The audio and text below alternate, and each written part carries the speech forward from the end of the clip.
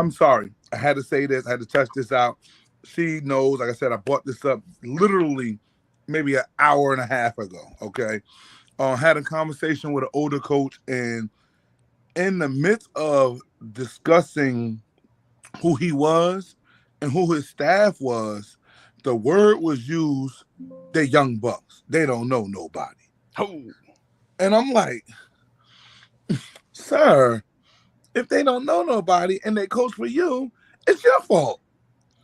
And it's like we're talking to this guy about how to be in tune with what's going on with the other little programs around. And the only thing this guy kept giving me was a football game reference from maybe 2000 or 99 Yeah. about how a certain team beat a certain team, and that's why we are here. No, I'm here because my mother met my father. Like, I don't have no other avenue, okay? But I'm lost you, somewhere. What you you mean lost. by what you mean by he don't know nobody? So, okay, so this is how it goes. There's Little League football championships going on in the city of North Right. New Jersey. Yeah. And obviously, I coach in West Orange. All right, I'm from North New Jersey, so I'm coaching in West Orange. She coaches at DePaul. All right, and DePaul is in Wayne, New Jersey, and my school is in West Orange, New Jersey. And I guess this coach felt like we didn't belong because there was a North City championship, and we should be at our perspective towns. Now, again, I'm a resident of Newark, so I go where the fuck I want to go. All right. Now, she is a non-public coach. Non-public coaches can go wherever the hell they want to go because they get kids from all over anyway. Uh-huh. We try to let the individual understand that we really wouldn't be here if someone didn't call us. Okay? That It's part. not like we just walked to the supermarket and we're seeing this whole team of kids walking out, I don't know, fixing bags or something, saying, hey, coach, come to our game. It's not how it goes. People call and say, hey, I like your program. Do you mind coming to see my kid? Mm-hmm. Well, and going being good gentlemen like me and Sheed are, and you know, guys that are for the culture, guys that want to help out, we pull up. No big deal. And guess what? They had other schools there from their city. Okay, it was about one, two, three or four schools that was represented from their city. That's fine. But don't get mad at me and she because we hanging out. And then again, the question, like I said, was the older man had no reference to understanding anything. So we asked him, like, ask your coaches. They know who we are. Okay, I'm 43. She ain't got to reveal his age. You know, he's like an ageless wonder. So I'm just saying, ask the guys that are in our age bracket that are on your staff who we are and what we're here for. They don't know nothing. They young bucks. Well, you a little bit too old. You need to let it go. Because right now you're such a dinosaur to what's going on. You don't even understand that we can take everything if we want to take everything. But we're gonna chill out. We're just gonna say hi. We're gonna ask these kids from those people that called us, how you making out in school? How you making out in you're in society and everything is okay? Is the family okay? And if you want to come by, work out, try out, come to the school, feel free. Let's talk. Building a relationship and a rapport with guys. That's all it really was. But for about 30 minutes, we just could not get off this guy. This guy just will not let us go, bro. And so I'm like, all right, whatever. But again, my thoughts as I had the conversation with him was, he shouldn't even be talking. It should be a coach that's 35. It should be a coach that's 30 years old that understands the dynamics of non-public, public goods programs that are around his city and understand how can I call it, build a good mousetrap to catch his kids. Right? The football program is directly across the street from where they practice, and they don't even talk to those kids. But then you see two really good dudes. I'm telling you, Brandon, if you ever come to North Jersey, you see one of us is gonna be like, yeah, they were dudes. Like we're dudes. You know what I'm saying, Dan? Like it's always good players around us, and it's not because we make these guys. Like she'll be the first one to tell you, ain't nobody making nobody. Okay, we just giving out our, our juices, talking to them, training them, working with them, mentoring them, stuff like that. And obviously, if you put the work in, like we talked about with the playoff thing, right? Then people will become better. So that's how you get top athletes hanging around good guys because we're working with them and like that. But if you got young coaches know who we are. If you don't have a young coach, you got an old coach who want to think about what the town looked like in the 80s. Well, this not the 80s. And the kids are not the same kids from the 80s. So that's why I just have I'm trying to figure this out. Like, why is there so many dinosaurs still around and holding guys back when all you got to do is allow that guy to be on your staff, and then you'll see the fruits of honestly that coach's labor. Like I'm an older guy. I'm gonna let Dan come in and coach. Dan got the upbeat energy, the new schemes and concepts. Now we winning. Guess who looked like a genius? Me. And now I get to ride off in the sunset. I can retire, whatever, and I can be happy that Dan's got my program and it's rolling good and everything is great. But what ends up happening to me seems like I ain't letting Dan in there. He got all these crazy concepts. We're just gonna run power, dude. Everybody's strong now. You got to do something different. We can't just do the same thing. But I've heard this exact conversation before. It's actually getting a little PTSD. I was ready to say the same thing. That's why I wasn't like, when you be in church and pastor asks a question, he was like, just look straight ahead. All right, so I'm not alone in this conversation right now. Do you look at it as the crabs in the barrel type of situation? Everybody trying to hold each other back? What I look at is fear of someone going to do it either better or show that you didn't know what you was doing. And that's what I think about it as. And I've told my old high school coach, and even around when other people say, yo, if he knew how to do this and do that, I said, listen, at the time when he had us, all he needed to be was a big uncle, a father, a mentor. We wasn't ready for these concepts, bro. Let's stop it. Maybe at 40, we understand what the spread looked like. Back then, we needed to understand what the wing tee looked like and just do it this way. Cool. That's all right. Now I'm coaching, and yes, I coach totally different from my head coach. But I'm not here to prove that he did something wrong. I understand that he had a place. I make sure I tell people where his place was, and the fact that he probably didn't win titles don't make him not a bad coach. It is what it is. So my thing is, I do it another way. What you got, B? So we had a program director way back when, and I'm always about the kids because at 6 or 7 years old, you're all in the same city. Eventually, some of y'all gonna be in the same high school. So in the off-season workout program, well, this was when I was new to coaching. I don't give a fuck who came. I don't know who you play for. It's off-season workouts. Like, let's just work out. Maybe some of the kids are like me and they'll stay. But if not, the kids are staying out of trouble. They're keeping their mind, body, and soul in shape. Right. That's what the main thing. Keeping the main thing. Get them out of here, man. They ain't playing with us. Get them out of here. Get them out of here. They don't need to be over here. And I'm like, see, did he not say that? These are my kids. She goes, well, what about the other kids in the city? No, I'm talking about my kids. I'm like, no, we're talking about all the kids. Like, what do you mean you only worrying about a section of the town? And now I'm gonna tell you this, B. In this town of North, it's not like where you have to go to school close to your house. Okay? In North, they call it like a 1 North district.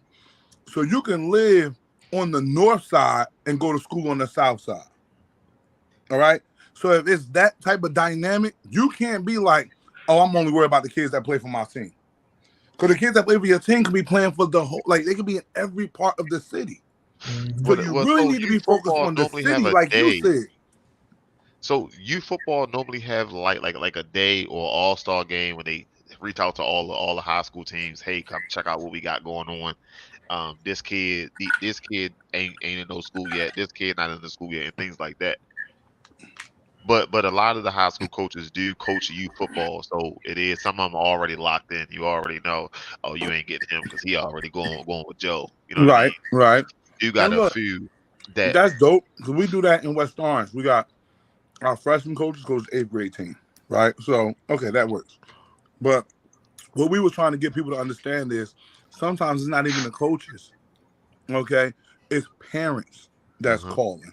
It's uncles that's calling. It's the coach's friends that been at the game, or the coach that's literally coach himself that's calling. Like sometimes, again, I'm gonna use this for example. How can I put it? B, you in Baltimore, right? sir. Okay.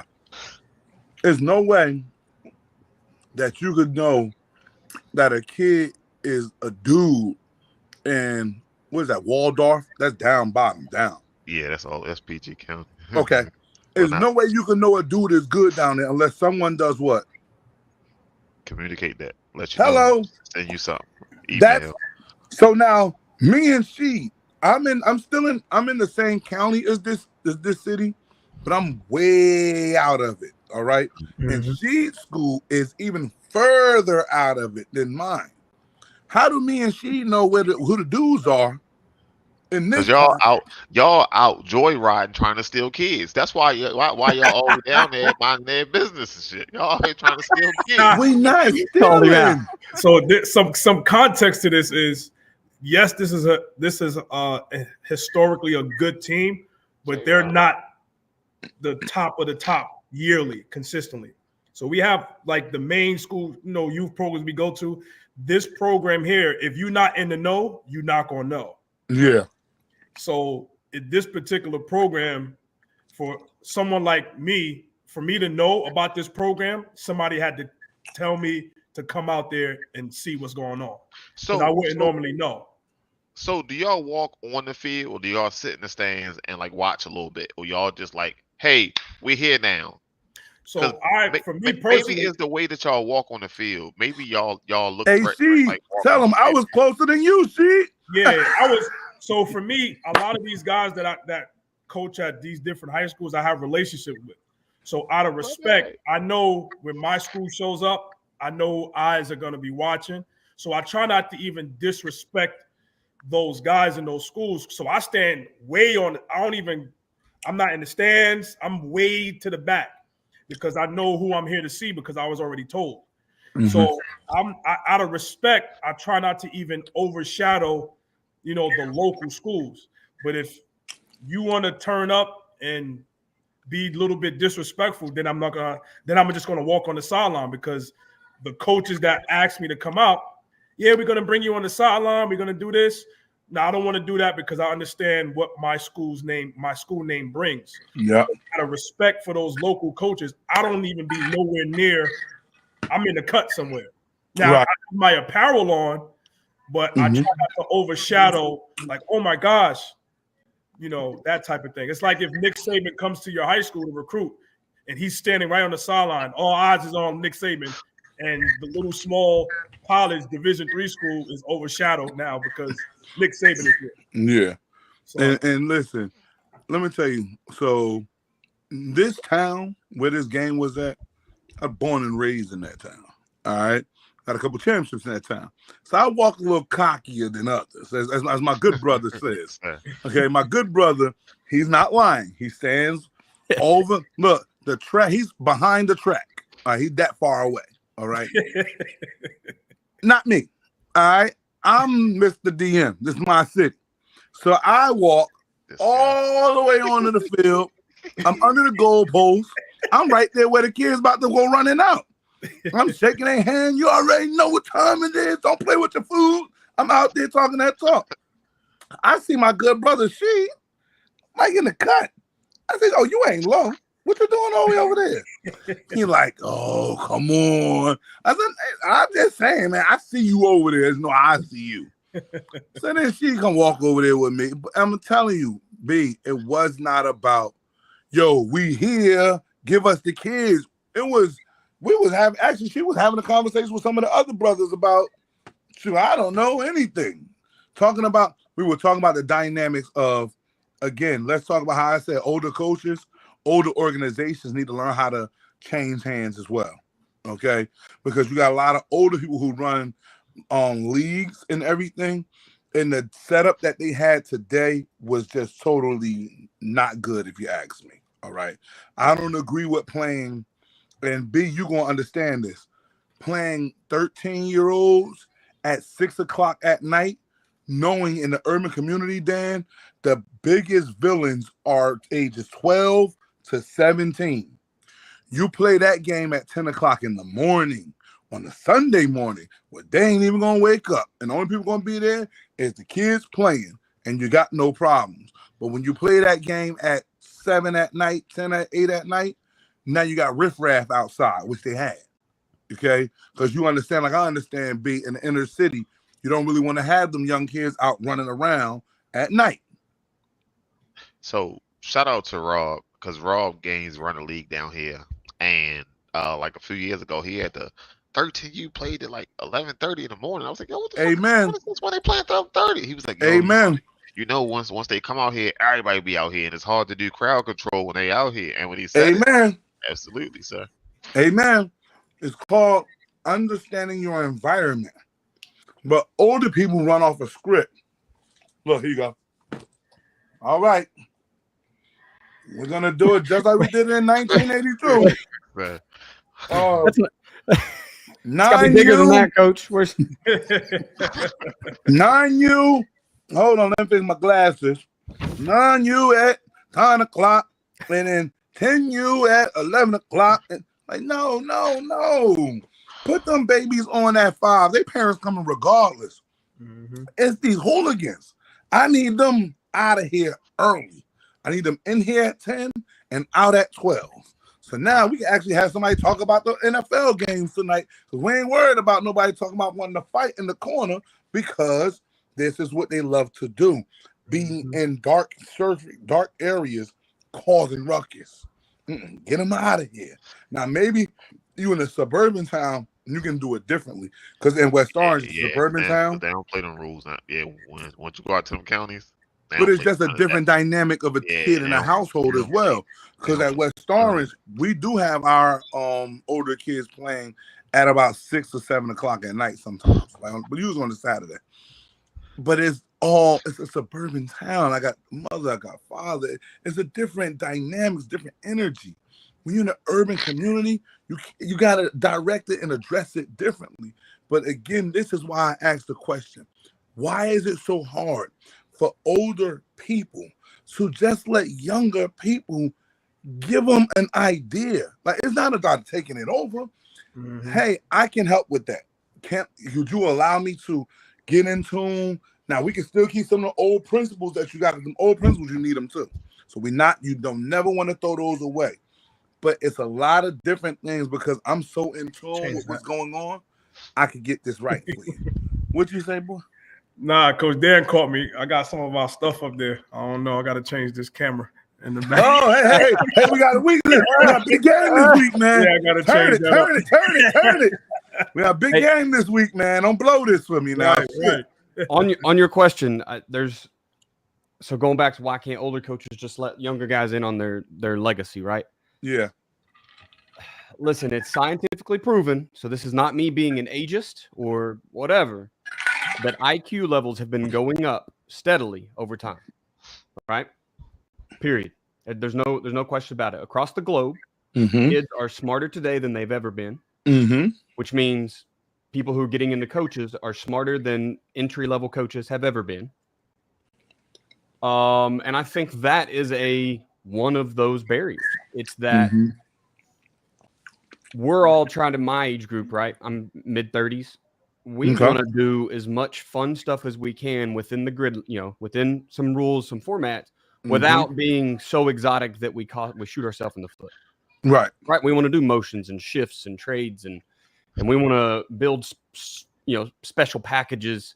We want to get out of the flex bone. We want to start in the flex bone and then make you cover 2 or 3 things, right? We played a team last year or 2 years ago. They were like legit empty spread team, and they ran flex bone, like both in the same game. Okay. Your defense, you know how hard that is to practice against? Yeah. But I think that, and this doesn't go for all of them, because I've been under some coaches that retired because they've done their time and they are very intelligent and were able to keep it adapt going with the times. Yeah. And let someone else come in and do their thing. But I've been under some that, like you said earlier, we're just going to run power. You need 2 formations.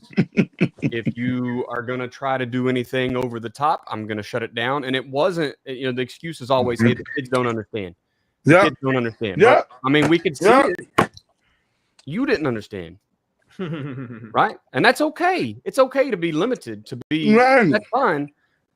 But at some point, you got to let somebody come in and do their thing. So I think scientifically proven IQ levels going up. I'm not saying, hey, I'm smarter than all the guys that have 20, 30 years in the business. I'm not saying that. Because I'm just saying that overwhelmingly, there is the ability to handle more in today's youth than when I was playing football and when even my head coach was playing football. And so they can just handle more. All right. But Dan, I'm with you. And I want to keep anytime I coach, I love to have an older guy with me. Like, even when I was doing my defensive line, it was an older guy with me. You know why? It's just certain things up here that I haven't seen that I want to grab it. And yeah, it happened in 72 for him.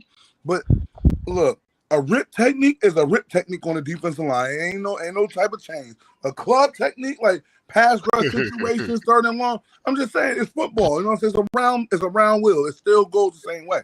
Yep. But so I need that sometimes. Sometimes I need to see when somebody's trying to mess with my head a little bit. So I'm never the type of guy to abolish older guys. Hell, that's why what I do right now with my program, I try to invite a lot of young coaches on so I can just see how they thinking and see how they moving and stuff like that. So how do you know somebody ready though? So as a young coach, you've been coaching for 10 years, now you got a new guy come on. How do you know that he's ready? Ready to do what? You gotta. That's what I'm saying. Ready to do what? But you gotta give him some stuff. You gotta empower him. I'm about to say, listen to she. She told me today. He's like, listen, I'm the D coordinator, right, Don? And I don't be on no position like, why is this? Why is that? I walk around, and in that walk around, that's how you let your young coach be himself. Let him see what his drills are. Let's see what his scheme is, what he's thinking about trying to do. Listen, I'm at West Orange. We run a 3-3-5, right? When my D-line coach, my D coordinator walk around, I need to be doing things that is going to help my defensive line be able to be effective in the 3-3 stack. I can't give him the 2-gap move if he don't want 2-gap. He want dip, rip, and run flat down the line. Okay, every drill I got to be like that. And as he's walking around, he's allowing a young coach like myself to do it right. Now, he'll also see, I'm sorry, Sheet, I'm just going over you. He'll also see that as he's walking around, it might be something that I'm not doing right. Cool. I'm not going to undermine him in front of the boys. We're going to wait till we get to the side. I'll say, hey, listen, my man, that right there, I understand it, but that ain't what we need right now. I need you to kind of get more to this. That's the only. Man, but I think we should do this. Hey, listen. You gotta again, it depends on how you come. If I came at you like the way you just did, then I understand that. But you notice how I can't, because you gotta understand young people. You heard how I said I was gonna approach him? I approached him like, hey, young boy, I like that. I don't even fucking like it, but I'm letting him understand that I understand what he's trying to do. So I like it, but there's your comma right there. I need you to focus more on this, because this is what we need to run. Then cool. Oh, look at that. Look at that. That's right. I don't know what's going on with that. Hey. Welcome to the show, baby. Welcome to the show. But this is what I'm saying. Right there, I ain't gonna hold it. No, don't worry about how I got things set up, man. This is driven minds, baby. We do it all. You know, I got effects and everything. But no, again, like I said, it's just about giving him some space to work. You know, and then got to talk to him too. But I'm sorry. Go ahead. I'm sorry. I'm gonna speak from two different perspectives. One, as a young coach, starting out, and then one now as a defensive coordinator. So when I first started off as a young coach, 22 years old, I think, coaching at the junior college level, my offensive coordinator, he allowed me to make mistakes. So he put me in the booth to be his eyes and ears.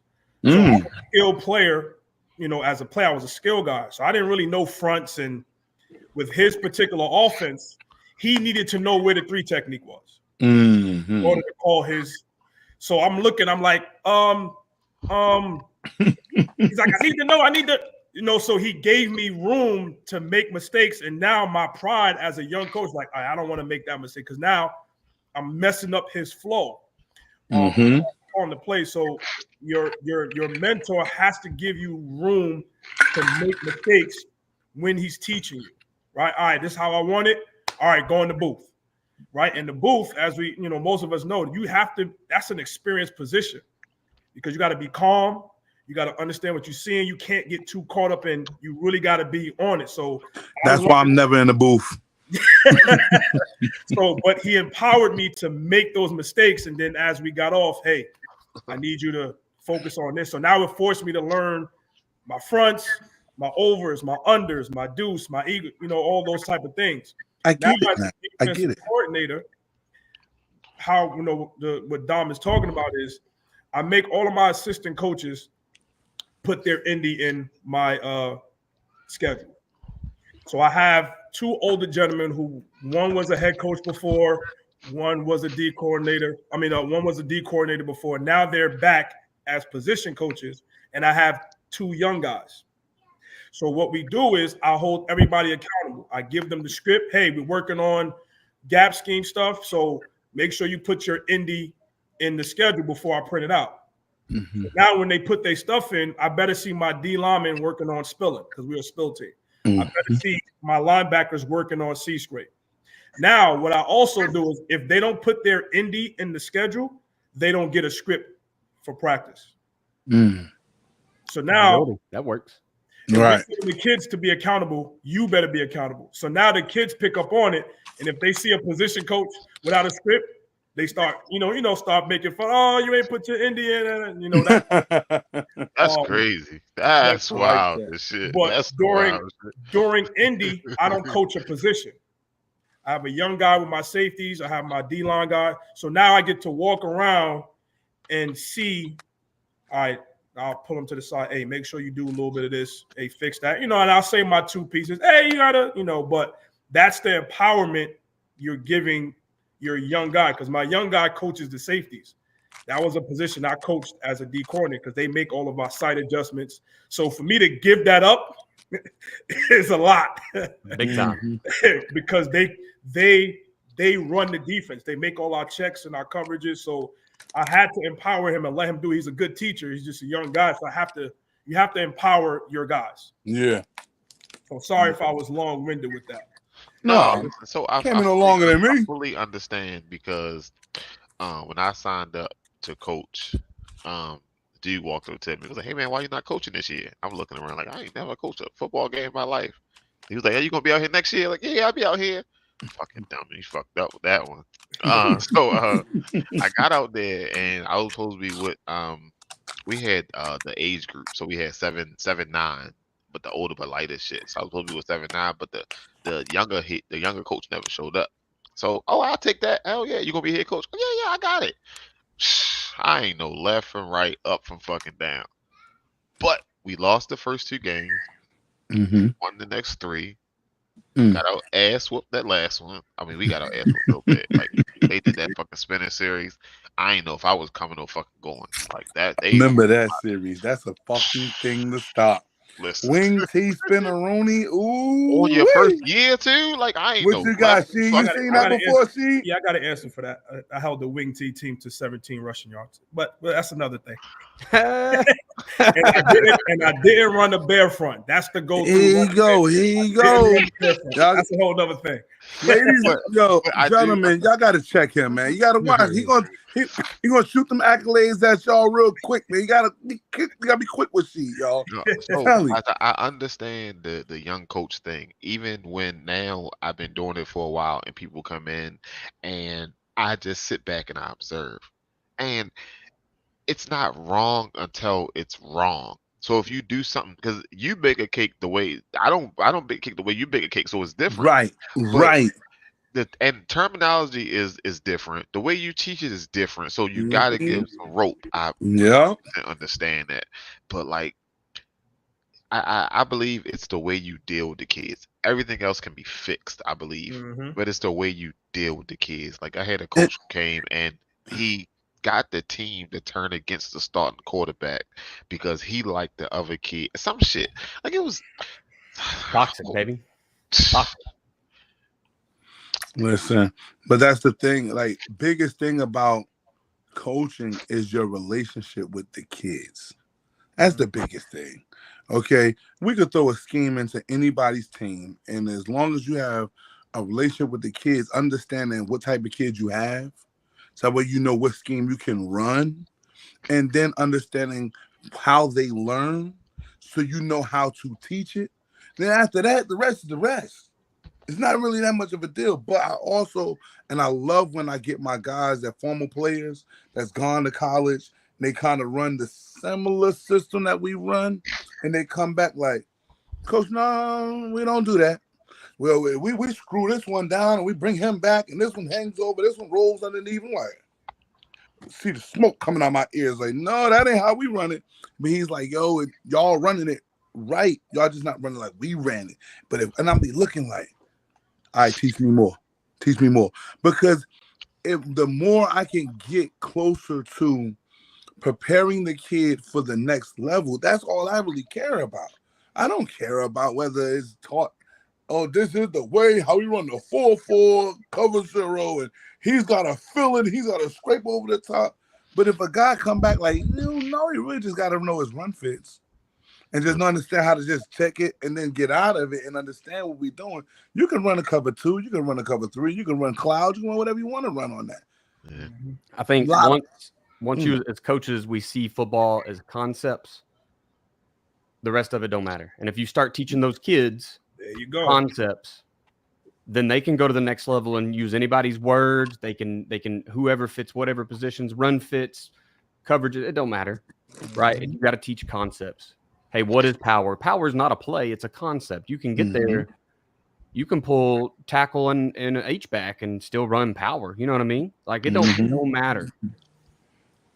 I think I was in like year 3 or 4 when I was listening to Joe Daniels talk, and he was talking because I used to be on a FedEx truck with my headphones on, and bam, I just be going, and I used to take notes like the whole fucking day because one of my guys, well, we like best friends now, but the first year, he been coaching for 49 years. I was in my second year. He looked me in my face and told me that I don't know shit. So I told myself, you never motherfucker look in my face and tell me I don't know shit again. So that whole off season, every fucking day, I found Joe Daniels, and I swear to God, I listened to 6 years worth of podcasts in the off season. Like I was going heavy. But he was only talking about a 6-tech. The fuck is a 6-tech? Terminology, right? I was listening. The numbers. I went back and I went back. The numbers up. Listen, I caught on by the end of the by the end of the podcast what it was. It like listen. Yeah, you go from a 5 to a 7 to a 6, then to a 9. It's 5, 9. Yep. Like, but you know what though, B? Hey, B, what you really understand is you can know the terminology, but again, like I said, like Mike said, I'm sorry, like Dan said, because I'm looking at Mike's comment right there, messing me up. Like Dan said, as long as you understand concepts, then you just know how to teach it to your guys. You might have the 7U team. You don't need to know what a fucking 9 is. Like, you good. You know what I'm saying? But if I'm coaching at fucking Rutgers, I better know what the motherfucking 9 is. Like, or the 3-tech or the 1. Like, I need to know that depending upon the level that I'm on. And then, like I always say, depend on where you are at in coaching. So I'm on a high school level. So I want to make sure my guys do understand some part of that. Now, we might not run it. Like, I might not be like, hey, I need a 1 here and a 3 there, because we, like, for us, we're all even. So we got zeros, we got 4s, and we evens on our side. That still don't need, I mean, I don't want my nose guard to know what a 1-tech is. Like, he's gonna have to know, because I don't know what program he's gonna go to. My job as a high school is to prepare him for the next level. The job of Little League coach is to prepare him for high school. Like this is look. Once people understand that part of their job, not the whole hot dog and then belt the ass shit that we talked about last week. Man, the culture is going to be back to regular, bro. Let's do this. Let's do this because I told you I'm not trying to talk all night. I was 45 minutes on this. But what? Same time, right? At what age do you teach what? Because an 8-year-old don't need to know what a 10-year-old know. So in youth coaches, when do you start giving them more and giving them more and giving them more? Because I struggle depends with that. on what you got. I feel like it depends on what he got. The first thing every one of them kids at 8 need to understand how to get in a stance. A Definitely. 3-point stance is the most important thing ever. Once they learn how to get in the stance, then we could go to everything else after that. But I've watched, and she to tell you, I've watched some 13-year-olds tonight with great size as a 13-year-old. When the ball is snapped, not only are they not in the stands, but they don't even move. And I'm looking at guys that's 120 pounds, zip past this 185, 200-pound kid. And like, if you a kid, I'm sorry, I'm thinking about a kid now. I'm not even that good. This half a man just ran past me like I'm just some type of poo putt. When coaches don't focus on that. Get in the three. These new kids don't want to get in the 3-point stance. They just want to get down. The standard is the standard. If I say we doing 3, we doing 3. I'm not them new coaches, and that's the part right there. Now that might be a new coach thing, so maybe that's another reason. I think sometimes they bend it because you know some of these coaches want to be their friends. That guy right there with that Spartans hat, he is not no kid friend, and I know Dan ain't no kid friend. And you better believe this guy with this DM on my seat, I ain't no kid friend. Okay, I tell you quick. Side note: Phil got 3 exits. Pick one. What you got? I let a kid take me out of my zone. As always, motherfucker told me he was gonna punch me in my face. Whoop, that was it. And you got punked by a kid, Brandon? I've been trying to work with this kid. I send this kid home once a week, and I know he got issues. Go home, try get him off, get out my face. And he was like, "You bitch, you bald head bitch! I'll punch you in your mouth." What? Hold the fuck up. And that was it. Hey B, we're gonna get in the weight room this off season. We're gonna show him a little something. I'm telling you right now. Once you got a little girth on you, I guess it is. Sir, I got 35 kids, sir. Fam, I promise you, sir. It's one thing they don't want to see. They don't want to see this demon. I be showing these jokers the demon. Like, I punch you. Hey, let's do it. Let's go in the room right now. I got time. Hey, I'm gonna call my mom. I knew it. You a bitch. I knew it, but I had to call you on it. I gotta sign my chin, baby. Hey, look, let's get to the recruiting. I know that he had an individual. I didn't want to lose him. I know he probably was like, "What you old guys?" Oh yeah, he did like 3 times. He was like, "What told you?" Let's get to that recruiting thing. Let's try to talk about it because seniors, the time is now. If you're not recruited right now, like no one has an offer for you, whatever the case may be, that doesn't mean you can't play on the next level. That just means you have a different time frame than the other guys. So you really need to track when those schools, Division II schools, Division III schools, track their records, track when how their schedule is going, and when that's dwindling down. Once you do that part of tracking it, I think you kind of need to start applying to colleges. If this is for seniors, start applying to colleges. Don't sit around in February and March like, oh yeah, the offer's coming. No, it's not. So start applying to colleges and seeing where you can get in. And if you get into the college, that's great. Now you can reach out to those coaches, talk to them, figure out, hey, my name is Don Massey. I play fullback and linebacker at this school. I'm interested in knowing whether, you wouldn't mind me coming on board. Maybe it's just when I get there, we could talk about it. Here's my highlight tape, whatever. But for those that don't understand all of that I said, and I wanted to make sure it was quick so you didn't catch it, you can always reach out to guys like Dan or myself or Brandon or even Sheed, right? And we can talk about it. So I got hit with this thing, Sheed. You're going to love it, man. Brandon shot me this idea of, trying to help these jokers out a little bit. I stole it from Daniel. Oh, well, it's all of ours. So now, it's one of those things where trying to find a way to put like 5 clips together, nothing major, nothing minor. So are we commenting on what we're watching? I mean, Are we gonna get some feedback? let's do it. I don't know. All right, Listen, I think each one is like 2 minutes or something. you're like the that. engineer. I just All right, I so just talk shit. This is my son. He's in 11th grade. All right, he played quarterback. Yeah, and he just. Now, I told you I like the whole, where the school is, the name, like all of that up there. Again, you just want to give them a little bit of. Hey, who that receiver? The reason why I asked, because that catch is difficult to do what he just did. Over the shoulder. That over the shoulder, tracking it on the out, that's not an easy catch. Especially at that level. Says the wide receiver coach right there. So that's what you're gonna get. My bad, continue. But like that's impressive to track it that I know way. who that is. I don't know about his name. I know about What, Dan, man? You had a chance to help a kid out right there, man. Know who he's going to. We had a moment just that fast. Like whoever this receiver is he's throwing to, like that's a crazy dynamic between him and that receiver. Like I just saw 2 catches that was like really good for this age group. Mm-hmm. And what age group is this? This is high school right here? Yes. Yes. This is varsity.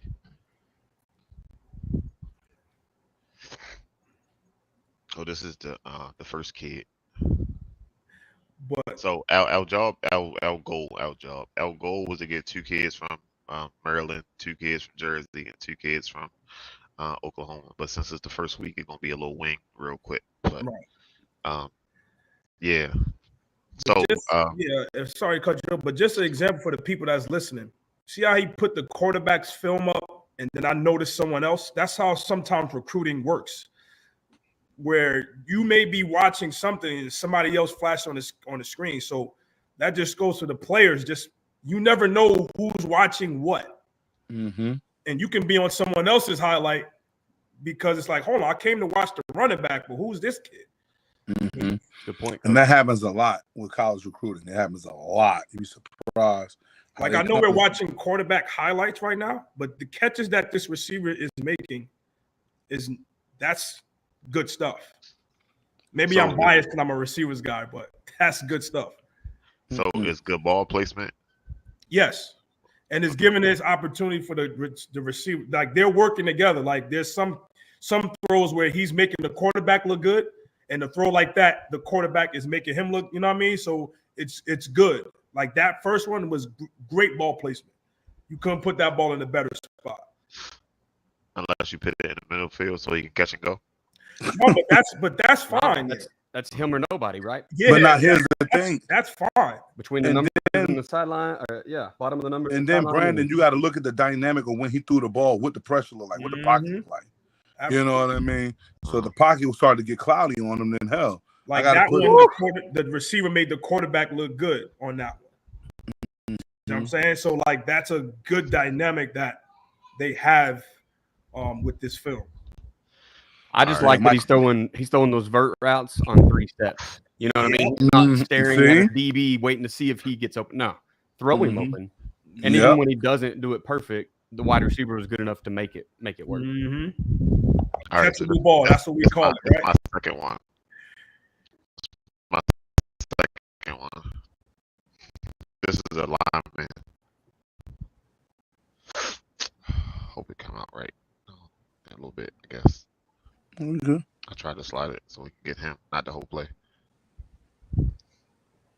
Gotta move his feet though. Don't get caught up with that. Hey, but just keep working right there, right? He just kept going. Mm-hmm. Yeah. I mean, that play looked like it reversed back to him. Yeah, it did. Blocking to the echo of the whistle. Good job there. Got a reverse reach on him. That's good. Yeah, see. These are things that we want to do. We want to try to give these jokers an opportunity to be seen more than just, them shooting a huddle out to who knows what. Again, like some kids are unrealistic. We want to make sure we put these films or these clips in some places or some highlights. I mean, some Instagram, Twitter inboxes where, they could get looked at the right way. and his IG has his name. It's not YK64 shooting I up. just Talk about I it. just had that conversation. It has his Talk name. about it. I can find him. Yamonte, I know it. Yamonte, you know what I mean? I can find it. Yep. It's I just crazy. had this But you know that's how it be, right? Like you want me to give you a $400,000 bag. And And- your name is OTF ISL _35.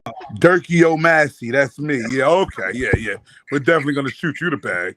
It's not gonna work.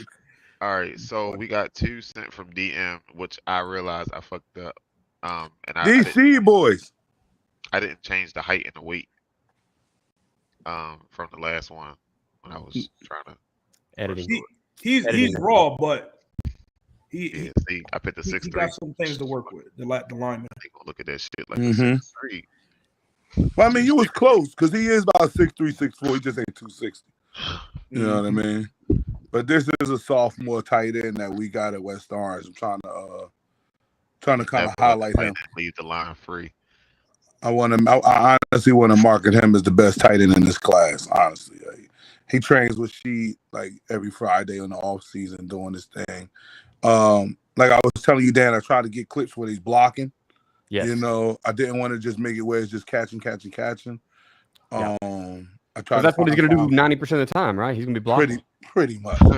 That's why plays like these, he's by himself on them catches because pretty much as that when he's pulling around, he ain't doing nothing but blocking. You know, and again, the fact that he understands that as a sophomore right now, it's just crazy because obviously the culture that we're in, most of these guys, give me the ball, ain't getting the ball, ain't doing nothing. Yeah, nah, he's actually a good kid, man. So I'm going to end up working real hard for him. You know, that's one of them dudes. Who is that blocking whoever in the sideline? I want to say, and then came back on the field and hit him again. That's him. Oh, I thought that was the kid that caught the ball. Go ahead back. You'll see it. He took We're his ass working home. him. We lined him up in the slot, took him What out do of we tell him? bounds. We tell him, put him up there in the stands with his mama. He We don't got want to come back back and on play the football no more. Yeah. That looked good. So, you know, that's Big Sid right there. And then, you know, the other guy we got, you know, he's one of my, I don't know what to call them, relatives, I guess. He said, I guess. Good because he just steal money and clothes all the time. So shit. Man, y'all We've, got a lot of listen 260 that- pounders, man. Receivers and tight ends. Got a lot of what? 260-pound receivers and tight ends. Hey, baby, come to the wall. We grown big in the wall, baby. We grown big. DC boys are just You different. already know. Hey, listen, I wish this one was 6'3", 260. Boy, I had some money in my pocket right now. But yeah, Ion is a really, really fast kid, man. He Again, took the another ball guy. out of his hands. He took the ball out of his hands. No, I don't think so. Hold on. No, that's Oh, an interception. Oh, He- I thought he he tried to said take him that. down. Yeah, definitely a shifty motherfucker, bro. Yeah, I see You know that what I'm kid. That saying? kid was laying on his face. Yeah, nah. You know, the goal is to try to get some of his stuff out to and it's funny, you can see number 0 right here chasing him down. That was dope. So, and then that's a one-hand snatch right here, one interception grab. You know, we trying to shop some of his stuff to some Division II schools. Because he is undersized, but so we want to hope that we get some Division II schools. He's applied to about 5 colleges right now, just the ones that kind of he camped at and got good responses from. And then we're gonna try to see if they say something. Yes, they don't, then cool. Caldwell College is a sprint college football program. That's I think a hidden gem, sprint football. You know, if you got a guy that's really undersized, man, he can go out there and he can play football and have fun with it, man. I think they have a weight restriction of like 185 or something like that.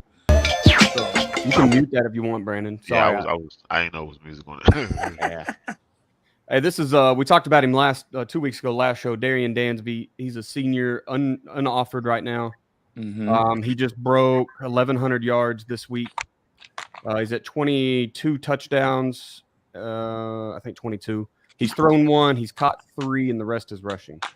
Okay. Um, I've been dying to see this kid, Dane.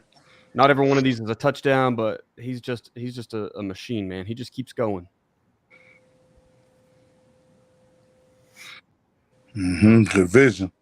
That hole was small. So I said, good vision. I know how to get skinny.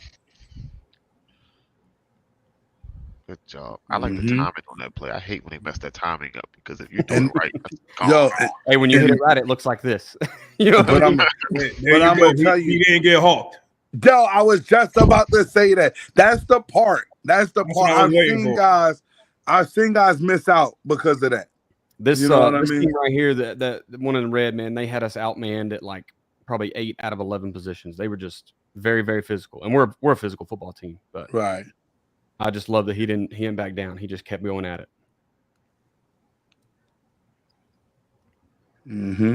He ran him over. You sure he 210, man? He look bigger than that, man. That's beginning of the season. That's what he's advertising. I've not put him on a scale. He's big though, which is not bad, but that's a big boy. Yeah, I like him. I like him a lot. Unoffered right now, coming out of Bristow, Oklahoma. Yeah, now we're gonna get some of that stuff sent to the guys up here and see if they need to see that, because I know you got some programs out here. Hell, Kutztown number 4 in the country, I think, as a Division II program in PA. Yeah, that clip right there was probably his best clip because you see a little bit of everything. The vision, the power behind his pads, and he didn't get hawked. Like you saw a little bit of everything in that clip. Yeah, Brandon said 5 clips. that's almost impossible. So I just wanted to get a little bit of everything: a catch and running some over, a little bit of balance here on this one, just staying on his feet. Because again, you know what we want to do? We just want to kind of get a nice hello video out.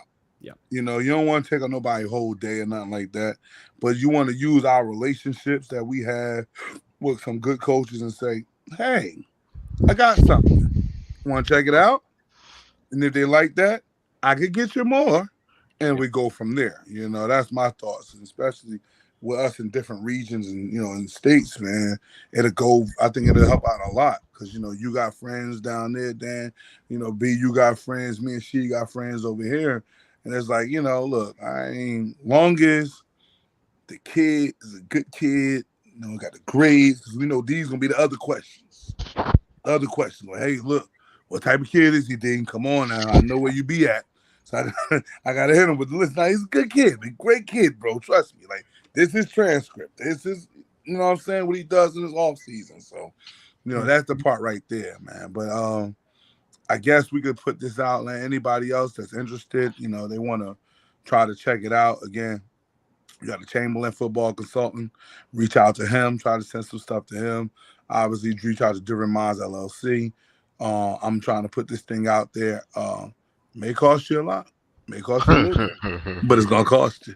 All right, and we gotta make sure that happens. Nothing in life is free. You feel me? So, but we definitely want to help. We want to use our guys, and as you can see, you can reach out to me on my IG or my email, man. And we want to work again. We want to work for the guys. How they say, voice of the voiceless, man. We want to try to put them guys in positions. I mean, we've all known guys that got it, and sometimes me and she scratch our head on how they got it, but it's all good. And we want to make sure, but we want to make sure some other guys that get it. Congratulations! I seen you had a couple of guys I think committed to some schools. I seen Ferdinio.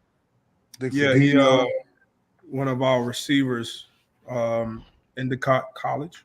Yeah. He's again, he's in the shadows because we have the Dez, Ohio State, and Elijah going to Notre Dame. So very happy that, and he's a senior, so he's been in their kind of their shadows a little bit. He don't get the attention, but very, very happy for him. Congratulations to him. I know his mom, I think his mom's Christina. Big shout out to them, man, and just staying diligent with the plan. Because they could have easily went back to their home school, their town. So can we talk about the offer situation? Like, what there's offers the people always posting, "Hey, I got this offer from here. Hey, thank you for this offer. Thank you for this offer." Are those real offers that they making them, or should you wait for the committable offer that's on the tape? And look, this used to be a song to go stop in the name of offers. So listen, I'm gonna say it like this, man. All offers are offers of potential. Okay, I've been saying that a lot because I want kids to understand that this ain't no lottery ticket. All right, this is an offer of potential. Hopefully, you potentially could fulfill the academic requirement, the size requirement, the skill requirement, and you get to cash it in later on. If you don't fulfill that, then it probably won't happen. So to your point, some offers of potential are real big, and some of them are not, because why? You did not meet the potential. That kid, maybe as a freshman, that they might offer, say, you know what? I like that kid. I like his skill. I like his energy. You know what? Hey, you got an offer right now from Don Massey, or from Don Massey, coach of Rutgers University, okay? He can't commit to 3-4 years from now, all right? But in 3-4 years, I got to get to see whether he, like I said, academically can handle his life, whether athletically he's handling it, physically he's transforming, and then, and honestly, if I'm still at that school, and he handles his business, that offer might still be on the table. But if he does not handle his business academically, he does not grow, well, you might as well go look for some other schools that offer is not legit no more. Okay, so it's hard to say the offer is not legit when guys can grow into that offer, as I like to say. And I mean, my comrades might have something else to say. You guys check it from there. My biggest surprise in the last couple of years as I've gotten into this is just the non-committable offers. And it's, once you realize it's just a kind of a copycat league, kids get one D1 offer, and that might be the door they need to get 25 D1 offers. So it isn't, a lot of those recruiters are just trusting other people's eyes, unfortunately. Lazy recruiting. And that's why kids, if you get, I don't know, I mean, even the smallest D1 school that hasn't won a game in 3 years, it doesn't matter. You get that offer, that's kind of your key. But when you talk about, are they real? I mean, I think that's the best advice I ever heard to give to a kid was just, if you get an offer, commit on the spot, especially in today's day and age, right? Where you can transfer, you can flip your commitment, you can do what, but you better get your name signed on that spot. But with letters, national letters of intent are gone now and all that. I don't even know what that world looks like anymore. So I don't know now what is a real offer or not, because until you're at practice, when are you actually even committed? So yeah, it's a strange world now. What you got, Sheik? Yeah, I mean, it's so many. I'll be trying to be saying the right thing on here, man. I can't. You want me to take it? I take it, Sheik. I'll be trying. Hey, Sheik, get behind the shield. Get behind the shield. I got your back. I can take it. You know what? Let's mute Sheik. Listen to what I'm trying to say. It's a lot of stuff that pops off. You know what I mean? As far as school might say you got an offer, you might have the coach. Your high school coach might say, "Yay, such and such just offered you." Okay, so real and the fake, I just like to go to the standard. The standard is he can't commit until like after his junior year, right? So that's when you know it's real. And I'm gonna say this out loud: you can have a kid that has 25 offers, right? And they could have came from the sophomore year all the way until it was time for them official visits. And that's like the end of your junior year. You'll learn how many offers are real at that point. Because you'll call and say, "Hey, I'm trying to schedule the fit." No, whoa. We'll put you on around the end of June. I got to make sure I get somebody else in. Or, whoa. Yeah, nah, we gonna go another direction. Or we just won't even talk, because that happens too. You see the conversations dwindle down. The guys that's really, really big on you will talk to you a lot. The guys that's not big on you no more won't really talk to you anymore. So you'll find yourself with maybe 25, 30 offers, and then around that time you got 3. Yeah. And then at the end of the day, it doesn't even matter at that point because you better lock into those 3 that's talking, find out what's the best thing about them, what's the worst thing about them, and can you fit there and commit to one of those, like D said. Because I've had a kid and I said when we went to our first place, oh, we committed. I ain't even playing this game no more because it can go left. You start dancing with well, I want to see something else. I want to go somewhere else, and you're gonna miss out. Yeah, I have a kid like that in recent years. He had a good school offered him. It was his only one, 1AA program. I'm not gonna put the program out there. I said, yo, you better take that. And then if something happens later on, then we can make an adjustment. We'll right. That out. But you better take that. So long story short, he called 3 months later. I'm ready. They said, nah, it's over. You already got. So now he's a senior. So now you got nothing now. Now you back to 0. So 2-part question, because I'm still learning all this. One, the kid Darian, right? Daniel, that's his name. Darian Dansby. Yep, sir. Yes. 10th grade, you put up 1,100 yards, and they make you an offer. And you get to 12th grade, you putting up 2,500 yards a year. Do that matter? Did the offer change, like because your stats went up, or is it bigger schools reaching out to you now? Well, it depends on who's watching. Yeah, it could be a combination of both. You can go. If his numbers go up, and the people who offered him, obviously, the way I like to call it is, like Dan says, copycat. Now I'm trying to tell whoever offered him, the conference is going to offer him. Okay, like whoever's in that conference is going to call him up. Like I need to see more.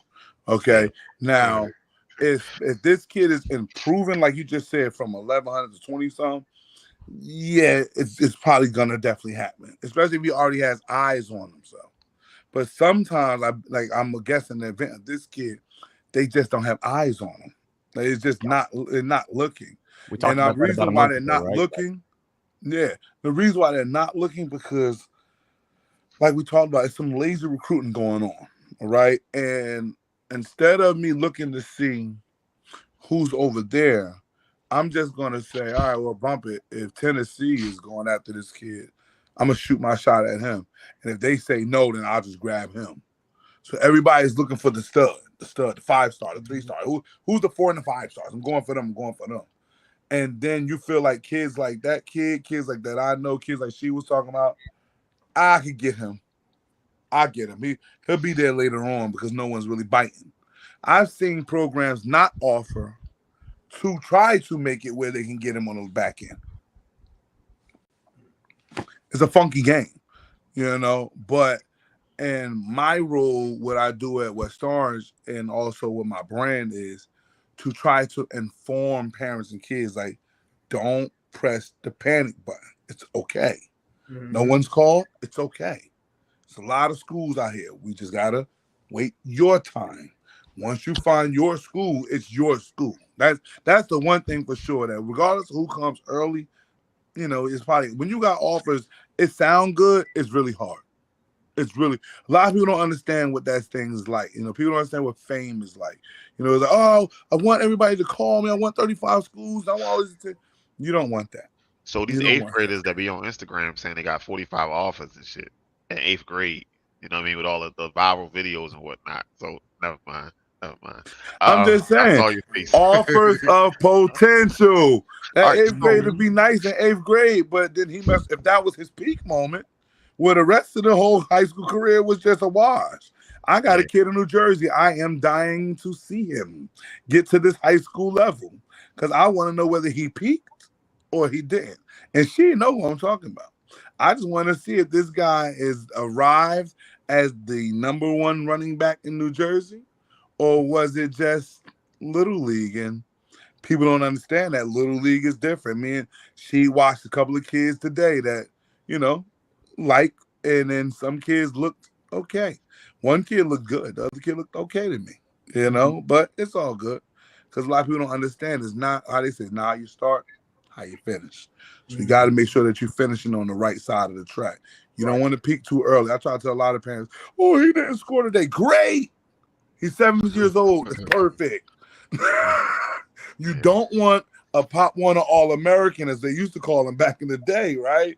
And then you get to high school, and you go, whatever happened to that kid, Don Massey? He used to play with the Little League.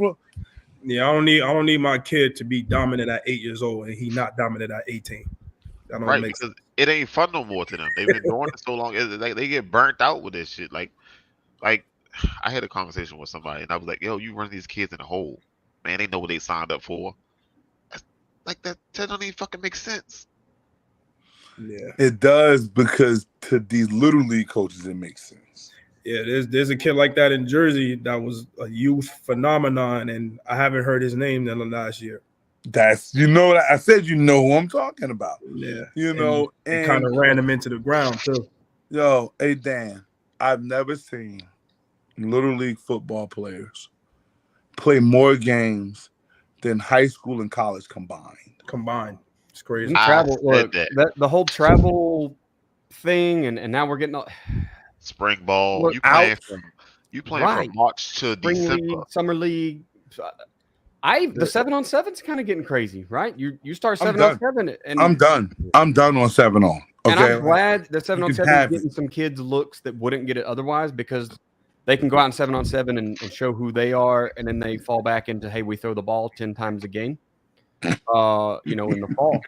Right. Like those kids can get a look now, or maybe even show a coach it's okay to change your scheme. It's okay to throw the ball out here and let me run this bubble. Got his own league now.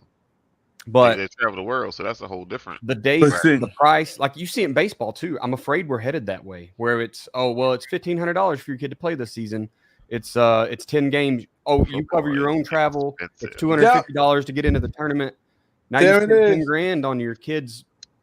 9U travel for money grab tournaments. Yeah, all for plastic trophies and little bronze that turn green medals. Okay, same shit you could have got down the street. And then when they come to the private school, we want to come here for free. Make it make sense. So, all right, so one more, because I know you're trying to get out of here. So look, we live now, dog. I mean, y'all knew this. Y'all knew what I told you going. That hour thing when it ain't real. So 3 months ago, my son's he had a workout, Buffalo State University, I think that's what it's called. And I was like, "You got a workout? You set it up?" He was like, "Yeah, I got a workout." He showed me the thing and all that. Now I ain't read it, but I looked at it, I was like, "Oh shit, congratulations! I guess I gotta take you up there and shit." So that was yesterday. So Thursday, I was like, make sure you get all the information. Send it to me. What time you got to be there, the exact address, time, what you need, all that. He was like, all right, send it to me on Friday. I seen it, glanced over it, looked at it. I'm looking at it, and it was like a college tour. So I was like, it's not a fucking workout. So I Googled the address, 7 hours for a college tour. And I was thinking in my head, like, I don't want him to fuck this opportunity up. But 7 hours for a fucking walkthrough, like, so I had to. I called Anthony that was on the show before. I called him. I was like, "Yo, this is the situation." Blah, blah, blah, blah. He was like, "Is he meeting with any coaches?" I don't fucking know. He's like, "Is he going to the game?" The email said they get tickets to the game. So I googled the game site. The tickets only $7 to go to their game and shit, right? So looking at it, and I was like, I don't think we can make this for sure. Like 7 hours for a walkthrough. He was like, "It's a workout." No, baby, this is college tour. Like this is a tour. Like. You ain't meeting with no coach. You ain't meeting with Coach Joe, Coach Blow. You ain't meeting with none of them. You meeting with the academic staff and shit. They gonna show you what they got, and then we ride back down for another 7 hours. And New York tolls high as shit. You know what I mean? And we said that he was like, "Well, if it ain't a workout, I don't want to go." And I was like, "But you got to understand, like this could be opportunity. Like we don't know because we haven't been in this situation before. Like this is new to us." And shit. So that's why he was like, "Well, you gotta let me know." I was like, I made the phone call and he explained it to me and shit like that. So I explained it to him and we didn't go.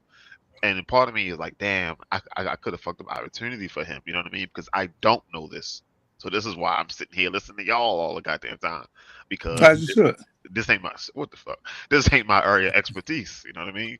There should be like a recruiting coordinator at that school. If your kid thinks he's getting an athletic opportunity, that recruiting coordinator probably knows who he is, with a coach that should be recruiting his area, and whether or not he's scheduled to come in that day. Like, so that would have been my first Google is like Buffalo State University, whatever, recruiting coordinator. You don't need to talk to the head coach. You don't need to talk to the coordinator.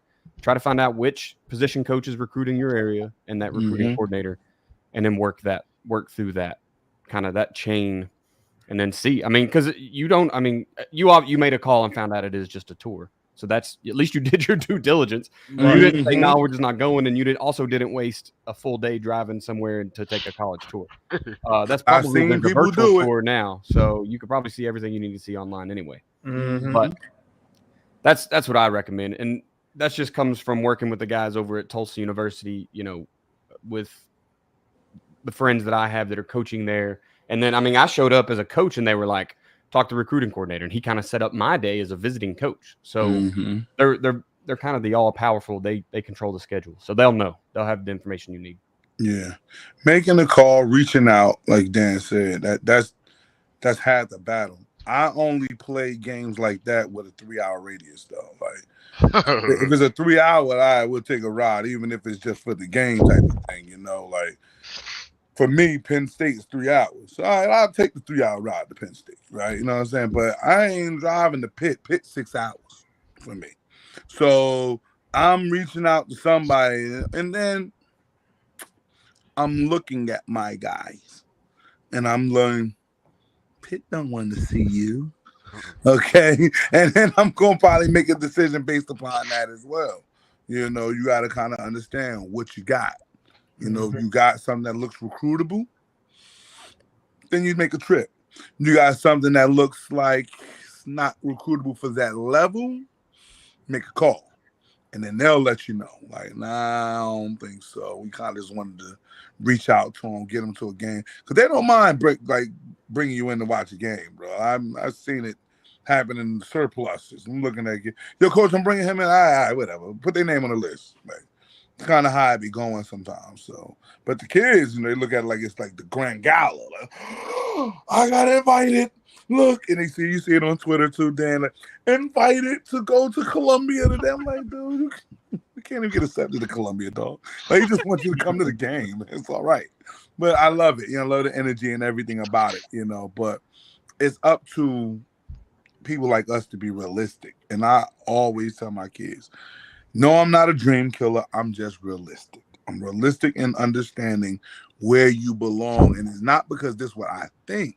This is because I've done some research and I've understood that when I look at these schools and all public record, I can look and see what the height and the weights of these kids are, and I can look at you and see that you don't match that, you probably not that guy. And I'm not just looking at the seniors, I'm looking at the freshmen, because this guy just got there, okay? And then that's how we make a move on whether we learn whether you belong there or you don't belong there. Yep. And that's how that goes. What else we got on the agenda, man? They got that clip? Let's get that clip going, because I think I'm somewhere on the lines of talking about that and what we're talking about and being realistic. Especially since we was talking about this 7-on-7 thing, because, boy, the money grabs that come from that, phenomenal. And I'm not gonna lie, I did 7-on-7. I knew a comment popped up. I know I seen something move, and I didn't. What up, Will? You might want to take that Yankees down. It's really about what you want. It's about what you're willing to do to get it. And in that, maybe you have to give something up that may not be a good habit to replace it with a better habit. Whether it's how you recover, how you sleep, how you dissipate, everybody got to make that decision. So it's not just about what you want. It's about what are you willing to do to get it. That's what it all comes down. I did a poll, as you can see at the bottom, on my IG page on which one is more beneficial. I was shocked, because I got a lot of kids that follow my IG, that strength and position training came out to be 97% more important than, 7-on-7. And I guess that's because, like I said earlier, some guys' seasons ain't going the way they thought it was going to go. And they're realizing I might need to get a little bigger, stronger, and faster at this. So, but I love Nick Saban, man. He gives the dopest type of speeches and quotes, bro. It's like phenomenal. And people got to understand what he's saying. He's saying, like, you're going to have to sacrifice something in order to be that. Like, if you want to be that guy, you have to sacrifice some time, some energy, some money, some whatever to get to be that, right? And then you got to understand that when you sacrifice whatever it is, that you sacrifice it to something that's going to be, like I wrote, beneficial. You can still do 7-on-7s. There's a place for it. Just like everything in life, it's a time and a place for certain things. But you really, really only get a certain amount of time, a small window at strength and position training. Okay. And then you got to use that off season properly. And I know some guys do other sports, which is also dope because some of these sports, I think we talked about it before, Dan, are like complementary sports. I love for my linemen to wrestle. I love it. You know, my linebackers, I love that because it's teaching grappling and everything and getting these guys to understand how to do takedowns. Like, just something that I just love to see all the time. So then you got some guys, you got your receivers and your running backs, and they're running track. These are complementary sports for you guys. So perfect, especially guys like my big tight end. I'm going to try to have him doing some high hurdles. I think that'll help with his stride and everything. I want to get him going with that. But it's just making time for what is beneficial. 7-on-7 alone, I'm going to say it again, 7-on-7 alone is not beneficial.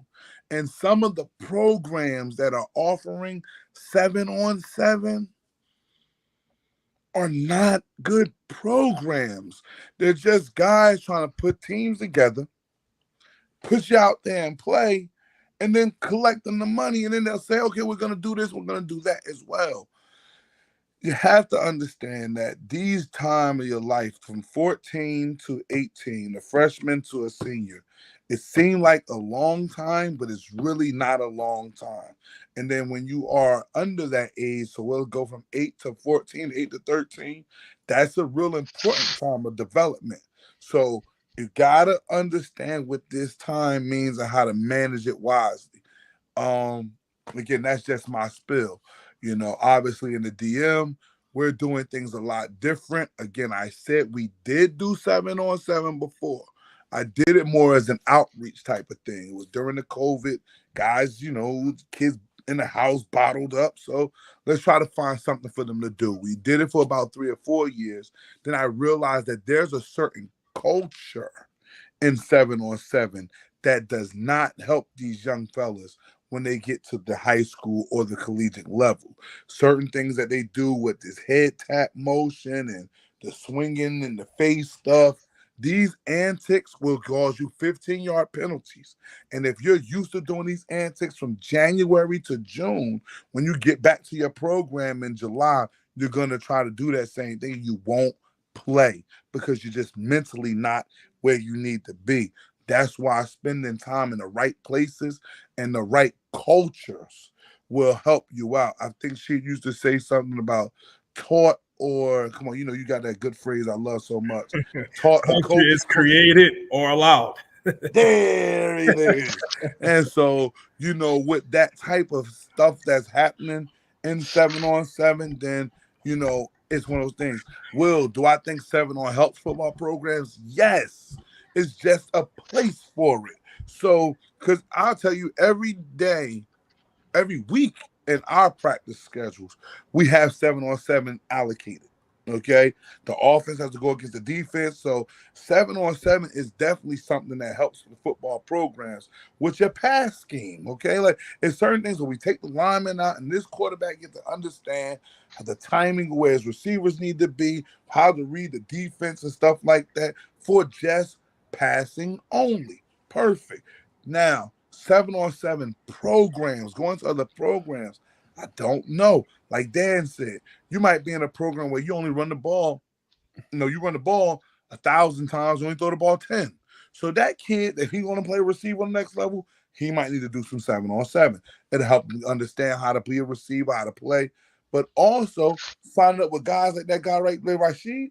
You can learn how to play wide receiver there too, and then go to the 7-on-7 tournament and see whatever he taught you. You can translate it. See, that's my thing. I like to teach it, and then let's see if it works. Don't just I'm catching passes, 7-on-7 tournament, and the same bad habits that I had as a freshman or as a sophomore, as whatever, I still have that in my next year coming up. That's where you have to understand what the off season is about. The off season is about trying to improve on those weak things that you had the last season. This way, when we do these film collections that we had just showed, you can make that over the shoulder catch because you trained on it, you worked on it. But if you don't do that and you just been doing 7-on-7s and you still never could track the ball like me and Sheets and a young fella I like a lot today that's really raw, you're going to continue to be that same raw kid. And that excuse only lasts for about, 2 or 3 years. Like, once you turn 17, you still raw. I was like, all right, well, they ain't going to probably get it by now. All right, because he done been playing receiver since he was 10, and he's still raw. He ain't raw. He's spoiled. It's over. It's dead. So you throw that in the garbage. So, hey, Sheets, don't laugh at me, man. I'll be trying. But, my colleagues, man, they could talk about it. Here we go. I had a head coach sign our team up for the 7-on-7 with flex bone option team. I had coached against Cedar Grove. They were doing wing T. It was a wing T team, I believe. And every 7-on-7 they did, they lined up in their wing T. They ran their waggle. They ran any other passing concepts, the sprint series out of it.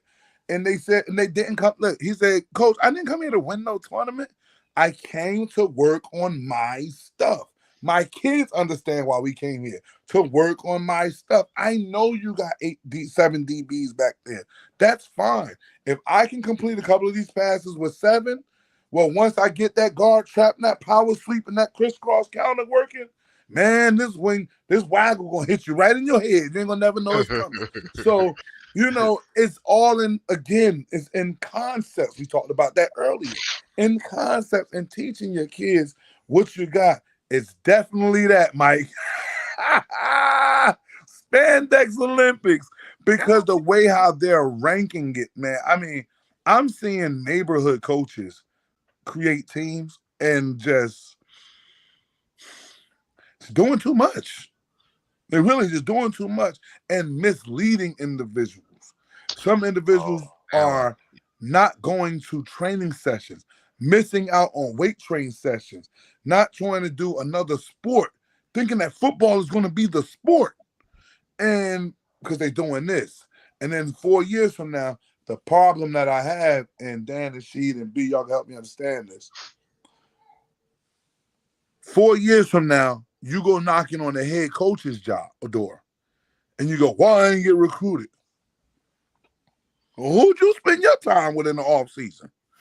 Don't come knocking on my door when you ran around to Oklahoma and you went to Baltimore and you went to South Carolina. You did all of that stuff. And I told you. Watch it, man. Watch it.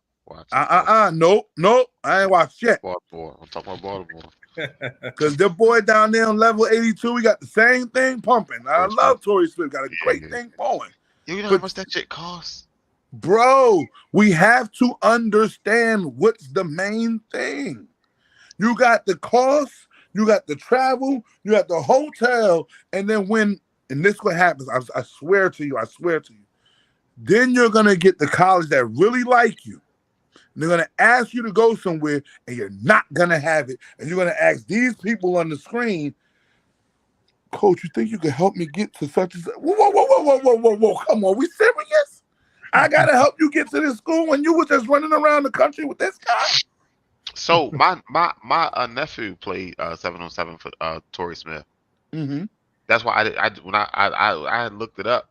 I found out how much it costs, and like I think the lower age groups like $800 a kid, the higher age groups like $1,200, some shit like that. But you got 3 teams at one age group.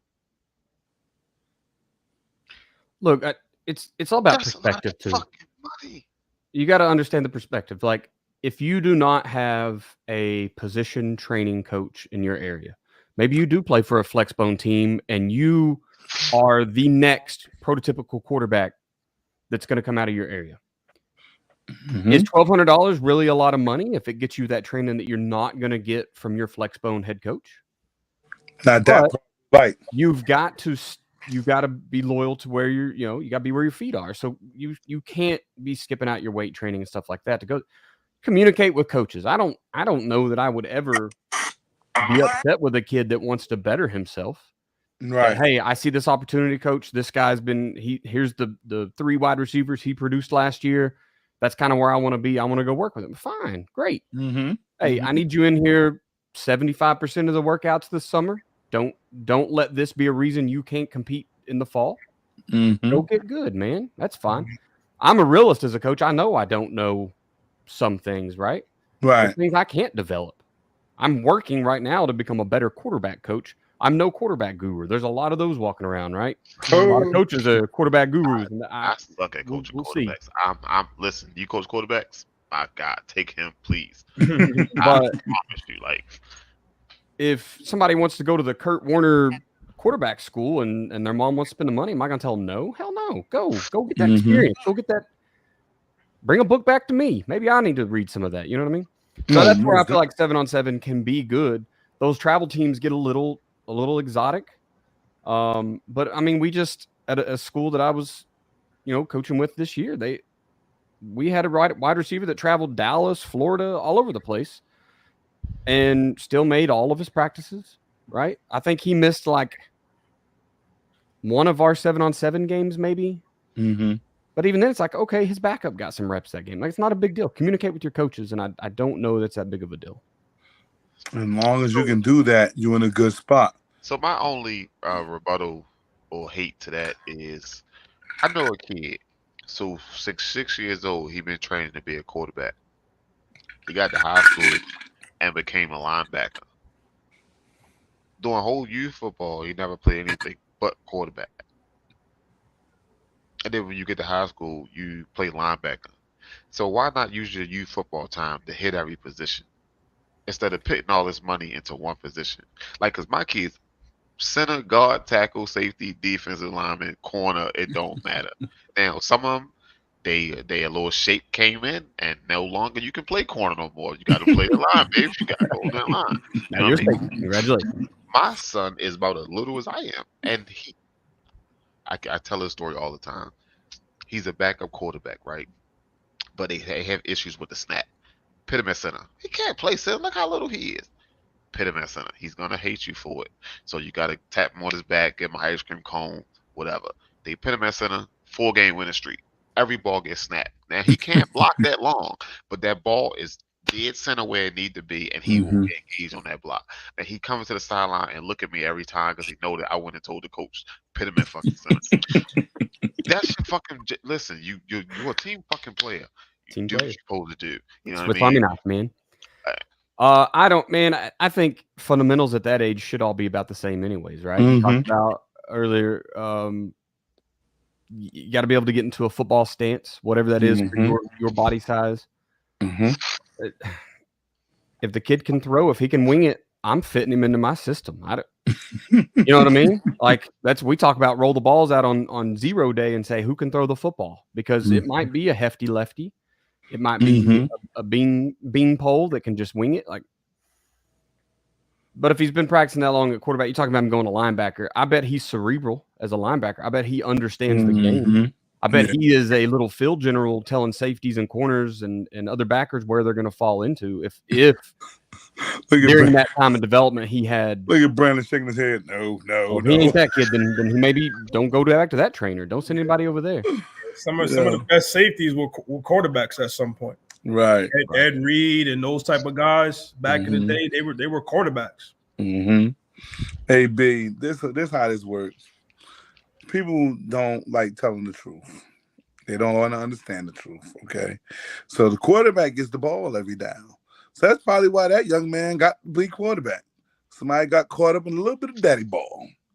And then he got to high school, and daddy ball don't really exist in high school, okay? In high school, the best 11 at their position exists. And you got to the place. Most schools. Good schools. I know a Okay, few that be I'll like, what say the that. Good schools. The best 11 is the ones that's going to exist. Okay. And, like we talked about, I always felt like from the youth level, from ages, they start so young nowadays, but like from ages 8 to about 12, man, let that boy play everything. everything. Even if he is the quarterback and they win it, he should go out and play center. You know what I mean? Like, let him play everything because you don't know who he's going to be. Like we talked about offers of potential. This is the same type of situation with what we got going on. You don't know what he's going to be. So let him play everything, because it's going to actually teach him some damn humility is what it's going to really teach him. All right? How to be a team player. It's going to teach him stuff like that. Sacrifices for the team and whatever it takes, coach. That's what that stuff teaches. Now, as he returns about 12 or 13, like you said, you've seen the little hips happening and shit, you can see it. Okay, this one is starting to turn into alignment. This one's starting to turn into a skill. This one, he looking like a lot. Like, you'll start to see it. And at that point is when I suggest to parents, now you should let him go get some real position training. Because now he's starting to look like what he's going to probably play. All right. But if he ain't looking like it, then, it's still, still a Yahtzee. Let him go out and do whatever he could do and what he does best, So that's the way how I see it. Yeah, put him where he's going to excel. Maybe he did train to be a quarterback for 10 years and he turned into a monster at inside linebacker as a sophomore, junior, whatever. It doesn't matter. Hey, you make the change. Right? I remember we had a podcast guest once that talked about they got through week 10. They were going into week 1 of the playoffs and made a position change at quarterback. A kid started 10 games and got them there, and they realized we're not going to win the championship with this kid. We've got to go to our number 2. Sometimes you got to make changes, and it can happen at any point, right? And you can't be scared to do that. No, y'all had a dude on a few weeks ago that got the wristband system. The Ruski system. I reached out to him. He ain't answered me back. I want. Oh, because I seen the 7-day trial. I don't want to sign up unless I got time to sit there and deep dive into it. But if you explain it to me, I can see it. If you explain it to me, I inboxed them. I emailed them. He ain't sprung back yet. So I'm waiting. I'll reach out to him and let I only him know. got one game left anyway, so my off season about to start because it'd be a perfect time though in the off season to deep dive though. Yeah, Joe fell in love with the Ruski system. Everything is a picture and colors, and that's how I did. So with 707, that's how I did mine. Hey, spread 3773. Boom, let's go. I'm right up. I saw another coach. Hey, we going ace right, left, arrow. You ain't got that much time in 707. Give them the fucking routes. Let's go. Well, that's where we just talked, Brandon, about what are you using your 7-on-7 for? Because we're using ours to develop our program, our system. So we're going to use our terminology. You know what I mean? The route tree. You don't stand next to no defender. But if your route say stop right here, if you don't slide the fuck out the way, why are you standing next to him, shaking his hand and whatnot? Move so your quarterback can see you. And now, guess what? The other thing about 7-on-7 is how often do they practice? Because a lot of get any in Oklahoma 2 days a week. We get no practice days as far as I know in Oklahoma for 7-on-7. It is the event is your see, and that's what happens with a lot of separate from the high school. I step away from the high school. Well, you're talking about the club, but even in that though, a lot of clubs they're not practicing. They're just it's plays on paper. You get out there, hey, we're running this, and they got to go out there and execute. See, I hate that though. But here's the thing. A route tree. You know how many kids I had come in high school and they play for some of the best programs out there. Hey, you got a 7 and you got an 8. Go ahead, let's line up. You doing a route tree, right? No. What? Because that's we don't teach the route tree anymore. We teach the names of the routes. I mean, that depends on what system you come out of, right? If you're a mirrored pass route opposite, then you're probably calling numbers. But if you're a full field concept, I can't audible like that.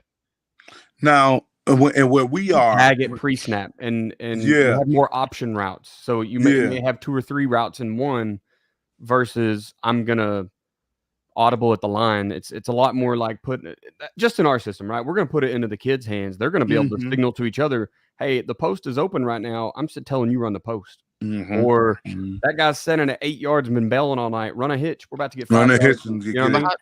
But see, how do you call that though? So I'm on the sideline, right, and we got trips right, and this guy on the left side is playing 10 yards off. Hey, yo, check. We're going X2, Patriots. Patriots is pass block. You the X, we running 2. It's a quick slant. Boom, dump it off to him. We gone. Get back to the line. Hey, check. Ravens 22. Now we running the ball. And that's how I do sometimes. If I see it and I know that they a little messed up, I call it quick like that. Again, long as what you're saying, TJ, learn it, then perfect. That's your system. It's your system. That's your concept. That's how it works. You know what I'm saying? For us in West Orange, right, I've heard him say it just like you said it. Most of the time it's like, I want to run a play, I don't know, Jack Zebra. Okay, cool. That's the play. He might see something he like different. So he'll call out or tag whatever receiver he wants. And how you just said X2, he'll call it, hey, let me get Jack Zebra X2. So this way, the X understand what I want him to do. And I'm telling the quarterback, hey, we're looking at him, okay? And we're going to him right now. That's how it works for that coach. Again, I've had another coach, 929 power sweep. Hey, we know about that. Huh? You know, and then out of the blue, you get sprint 60. I forgot what that play would be so long ago, but that's how it goes. Like they're calling it, okay, they lined up in this, huddle the boys up. This is what I want. And the guys will go out there, and then he'll go, hold on, wait, let me see. Run it. Because he just wanted to make sure he got what he thought he had in the beginning. If you know what I mean, big, right? That's a big system. That goes back to Delaware wing tee. That wing tee. Yeah. I'm not going to audible this play. I'm going to get you on the next play. I'm going to make it look exactly the same. All so set you're going up. to react the same. Yeah. And then I'm going to hit you somewhere else. So sometimes your audible isn't check with me. Let's change it because I like what I see here. Sometimes it's like I'm going to let you think you're going to be successful, and I'm going to go where you ain't on the next time I hit. Yeah. And that could be. We have a Xerox call, right? Like get there right now. We got it. Copy, go now with this change, or it could be I hit you on the next series. I hate when people stand on the sideline and yell out SOS. That shit pisses me off so bad because some of our varsity coaches do that shit and they be like SOS. Motherfucker, everybody know what that is. Like, what are you doing? I don't know what that is. I knew what Xerox was when he said Xerox. That's my coach said. That means they're gonna run the same play, copy. Right. So I knew that, you know, and SOS, I know what that means. You're running the same thing. And guess what? If SOS is kicking my ass, SOS all the way to fuck down the field. You know what I mean? You have a way to call it though. Like, no, you don't. But see, hey, look, blue, let's go. AB. Now that's the old school coach in me. The old school coach in me goes, I don't give a damn if they know what it is. It's their job to stop it. And so here coming. 124 guard trap. It worked. SOS. It worked. Copy. It worked. Xerox. They running that shit till the cows come home. And my coaches will say the cows will never come home. So this is how it goes, man. You know, you got to stop it. We got caught in the game just recently. And again, we have a big spread team, Dan. So, you know, it's usually 10 personnel. You know, we throwing these guys out there making it happen. Well, the team we were playing was just as athletic as us. Just as athletic. So you know what we ended up doing? Let's see, 12 personnel, bring them big bodies in there. And you know what we doing? We started rocking and rolling. Get the snap, hand it off. Get the snap, hand it off. We running gut, we running truck, running trap outside. We just got these guys moving and grooving. We motion the tight ends to one side, send them back the other way. Ain't my fault he ain't changing it up. We running it again, and it's their job to stop it, bro. So, you know, I get it, man. I get it, you know. But I think offensively, you can get away with being running the same play. Defensively is where the it gets complicated. I don't want to be in the same defensive front because if I'm in the same defensive front, defensive scheme, and maybe this is just me because I am a defensive guy, I feel like a guy like Dan is going to figure it out. He's going to figure out the holes, going to figure out where the blitz come from, going to figure out the loophole, and then he's got me. he can stay in the same thing, and I can line guys up to it. He can run a whole nother play because the formation is the formation. You know what I mean? The influence and everything that he's going to run is going to be different. But me as a defensive guy, I got to send a different guy on pressure. I got to shift the line to a different type of way or slant them a different type of way. That's just how I operate. I don't want to give the offensive guy the same thing to kind of look at, you know. When you teach your holes on the offensive line, you teach even numbers on the right, odd numbers on the left. I mean, yes and no. I mean, our run plays, right? Yeah. I mean, that's generally how it goes, even right. Because I know a youth coach that go 1, 2, 3, 4, 5, 6, 7. He go down and the that line. works too. If he called 22, he had called 22 from across the field. They have stacked the A gap. Boom, he gone. That's different systems, right? You kind of learn. It's like being East Coast or West Coast football or whatever, right? That's how it is. Whatever works, baby. Whatever you use, your kids learn it. Yeah. 10 minutes left. What you got? I'm giving you one more topic and I'm out of here. For me, one more topic. Is there another topic? I don't think so. I listen. It will be on these shows. There'll be a lot of things I want to say, but I don't want to get. Hey, I need to see you before we go to practice tomorrow, because nah. Like I said, I'm good, man. I just want to make sure that again. I know, like Mike said, a lot of parents don't like hearing the truth. I think that's what he posted up there. I just want to kind of make sure I got it. That's true. You know what I mean? A lot of people don't want to hear the truth. And you know what? Hey, I can't stop you. You know what I mean? All right, you want to believe the lie, believe the lie. It is what it is. If it don't work, it don't work. Like I said, it might not cost you a little right there. It might not cost you a lot, but it's going to cost you. So, you know, we'll be here to help those guys that don't want to listen early and listen late. It's okay, you know, because, again, I feel like it's a home for everybody out there. I'm a quick jump on what you said about the kid that played quarterback ever since Little League. Then he plays linebacker. That kid, Ion Gaynor, that I showed you, the shifty kid that caught the interception and stuff, he played quarterback his whole career in Little League. And now he's playing receiver and corner right now. But now, again, me, because I mean, obviously it's my nephew, right? Me being honest, Dan, I'm looking at this kid. I'm like, you're only 5'7", and you're only 140 pounds. So I think we need to go ahead and leave that little quarterback life alone. Let's try to find you somewhere where you can start showing off some of your dynamics, your speed, and your shiftiness. And that's not going to happen at quarterback. So we're going to play you some receiver. We're going to play some DB. We're going to get you some kick return, some punt return action. And that's that. I'm honest. And then the schools that I look for, like you guys heard me talking about sprint football and stuff like that, I'm honest. Once you're honest, it makes it, and especially the quicker you can be honest with your kid, it makes it easier for him to accept where his life is going to go. You know what I mean? If you're not honest with him and you got this boy thinking he's going to go to Ohio State and you know he is 5'11", 300 pounds, that ain't Ohio State kids. Like, stop. Let's stop. So you got to put these kids in the spots where they fit, and it's easy to find out where they fit. All you have to do is type up the schools, look up their roster, and if you can see, and Dan, this is my thing, about 5 to 10 kids that look like him, that's the spot. Call him right now. That's the spot. Okay? If you just see one kid that look like you, that kid is an anomaly. There's something special about that kid. Because if everybody is 6'4", and they got a 5'9" receiver in that group of 6'4", no, that kid's just special. Leave that kid alone. Go find another school. You know what I mean?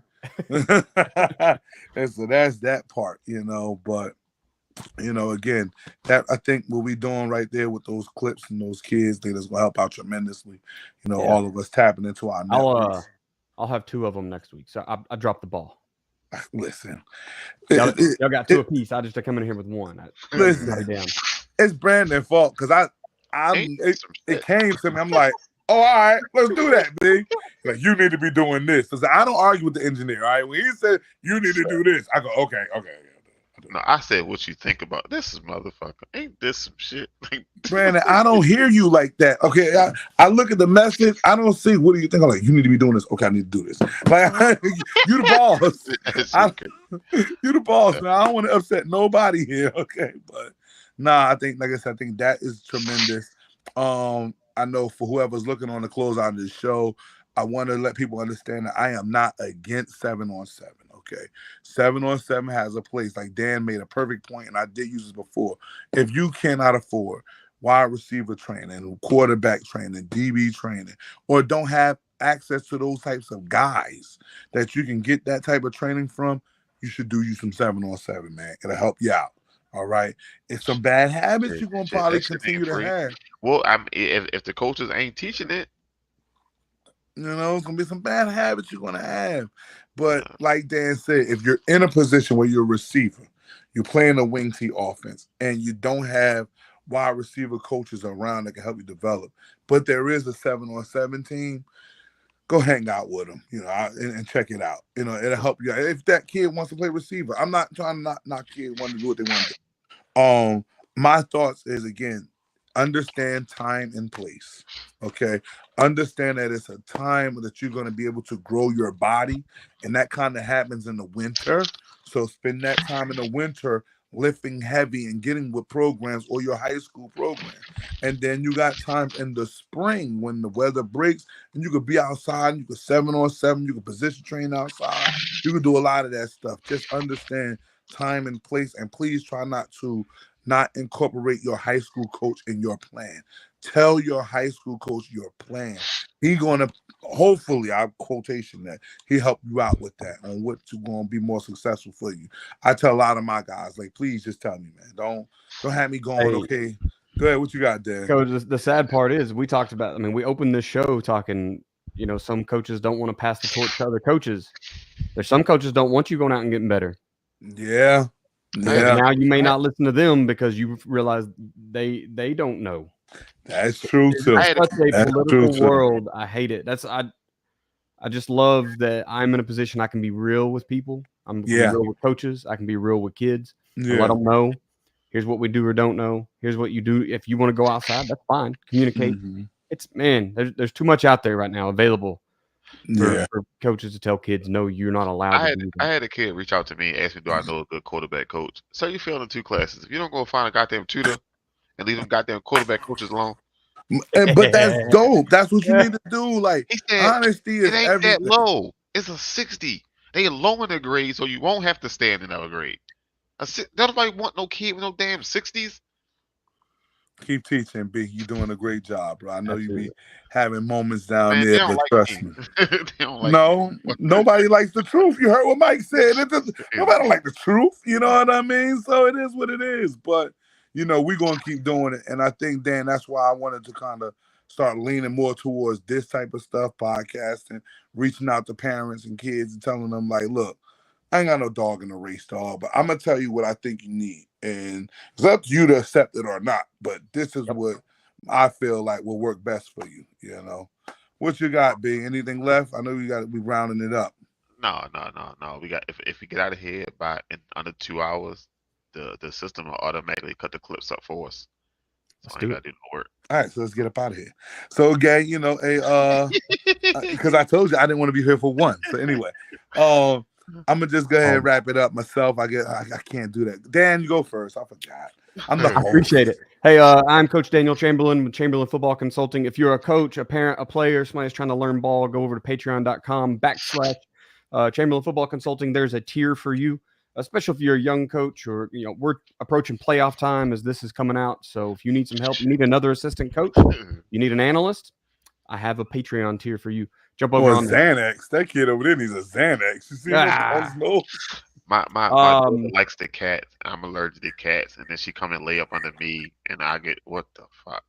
Shut up. We got 3 minutes. Go ahead, Dan. Hey, go listen to the podcast, Football Coaching Podcast with Joe Daniel, and the Coaching 101 podcast with me and Kenny Simpson. That's where you'll hear me talk the rest of my stuff. Can you send me the Coaching 101? I'll put it in your Twitter right now, boss. For Apple. Yeah. Because I got the what you call one. I just need the other one. But you know, the network is here for you all the time. We got shows Monday, Tuesday, Wednesday. June is up tomorrow. He gonna break down all the quarterbacks from the NFL. Tuesday, talk your ish. Dennis gonna tell you who messed up, who did right. Wednesday, we all come together for our big old show. We're gonna break down NBA, World Series, NFL. We're gonna talk college football, all that. All right, and then during the week, it's just pop up shows all week long. So we can have one show, and we can have 20 shows. Never know. But Yeah. this is my last week. This is our last JV game. You're happy about that, ain't you? I'm so happy. I can just I go know. 2 days a week just to help varsity out 2 days a week now. Woo. Oh man, I love it. And y'all already know, man. I'm the guy, Don Massey Jr., head of Driven Minds LLC. Man, we're doing big things here in the DM because it goes down in the DM. All right, and when people understand, thank my guys for showing up. You know, they keep me here longer than I be wanting, but I love it. You know, it's good information, good content going out there. Big things happening in the DM. We're gonna have some position and weight training going on the 17th of November. Please tap into that. Good luck to all of the teams that's getting ready for their playoff run. I'm planning to get another ring at my last joint year at coaching high school, and we'll see how that works. But like I said, just make sure everybody stay diligent, stay in tune, stay locked into the networks, man. There's a lot of good things that's pumping out of here. You guys can learn a lot. You can share a lot. Please, it costs you nothing to share. So please do that a lot, please. And I mean, it'd be much appreciated on our side. Anybody interested in being, what do we call it, a sponsor, please just hit me up on my IG or my email. And any kid that wants that type of help with me and Dan that can help you guys with some of this recruiting stuff, may cost you little, may cost you a lot, it's going to cost you something, all right? So just make sure you understand that, you know, ain't nothing life free. We're here for you, though. You got me? Everything that's donated obviously goes back to everybody that we work with. Trust me. If we didn't, then we probably wouldn't be on this show, honestly, because we'd be outside doing big things. But you already know. We're going to do bigger things as we get ready and get going. And B, like I said, thank you again, man. I can never stop telling you that. Appreciate you for all the stuff that you do to make this thing look well. And Dan, I appreciate you, man, for just making sure you keep me on my toes with this whole podcast thing. I'm learning. I got to get that mic. They ain't got that mic come through yet. This is what we're doing. Come back. I gotta get that. I got one. On. I just don't use it. Mine right there. I just don't use it. Yeah, but I don't know if I sound right. The gun sounds. So like I got the headphones. I just sound like a Doka talking on the side. Like, can you hear me on my iPad?